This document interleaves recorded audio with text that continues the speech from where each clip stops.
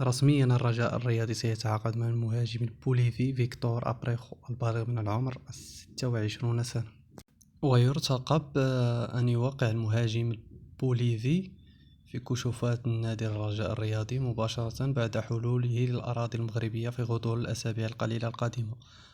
وكان محمد بودريقة رئيس المكتب المديري للرجاء الرياضي قد كشف عن اتفاقه بشكل كامل مع مهاجم صريح من أمريكا اللاتينية في انتظار إكمال إجراءات انضمامه للقلعة الخضراء، وفي مقدمتها الفحص الطبي ومراسيم توقيع الأطراف الثلاث. وفي ذات السياق فقد شهد ملف المهاجم الصريح تريثا كبيرا من جل أعضاء المكتب المديري للفريق الأخضر بعد فشل الدولي العراقي أيمن حسين في تقديم الإضافة المرجوة، ومباشرة بعد توقيعه الصيف الماضي ليغادر بعد بداية الموسم بأسابيع قليلة.